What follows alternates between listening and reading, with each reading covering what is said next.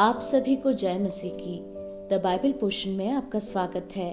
हमारा आज का वचन है एस्तेर की पुस्तक 5वां अध्याय।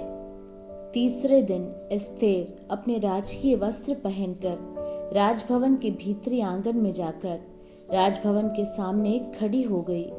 राजा राजभवन में राजगद्दी पर भवन के द्वार के सामने विराजमान था।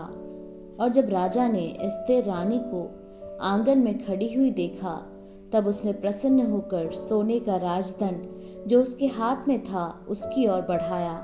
तब एस्तेर ने निकट जाकर राजदंड की नोक छुई। तब राजा ने उससे पूछा, हे एस्तेर रानी, तुझे क्या चाहिए? तू क्या मांगती है? मांग और तुझे आधा राज्य तक दिया जाएगा। एस्तेर ने कहा, यदि राजा को स्वीकार हो तो आज हामान को साथ लेकर उस भोज में आए जो मैंने राजा के लिए तैयार किया है। तब राजा ने आज्ञा दी, हामान को तुरंत ले आओ कि एस्तेर का निमंत्रण ग्रहण किया जाए। अतः राजा और हामान एस्तेर के तैयार किए हुए भोज में आए। भोज के समय जब दाखमधु पिया जाता था, तब राजा ने एस्तेर से कहा, तेरा क्या निवेदन है? वह पूरा किया जाएगा। तू क्या मांगती है?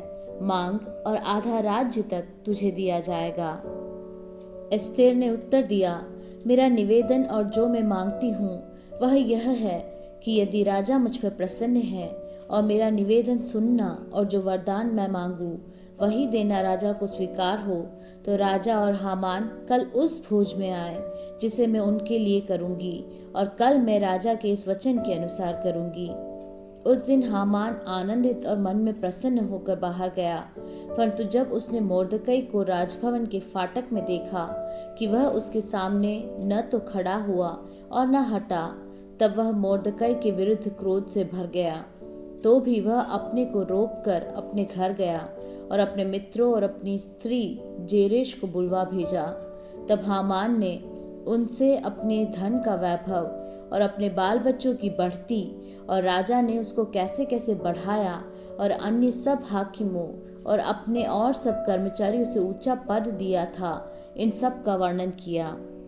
हामान ने यह भी कहा, एस्तेर रानी ने भी मुझे छोड़ और किसी को राजा के संग अपने किए हुए भोज में आने न दिया, और कल के लिए भी राजा के संग उसने मुझी को नेवता दिया है। तो भी जब जब मुझे वह यहूदी मोर्दकई राजभवन के फाटक में बैठा हुआ दिखाई पड़ता है, तब तब यह सब मेरी दृष्टि में व्यर्थ लगता है।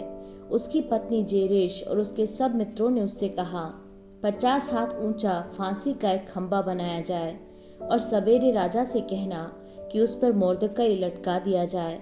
तब राजा के संग आनंद से भोज में जाना। इस बात से प्रसन्न होकर हामान ने वैसा ही फांसी का एक खंबा बनवाया।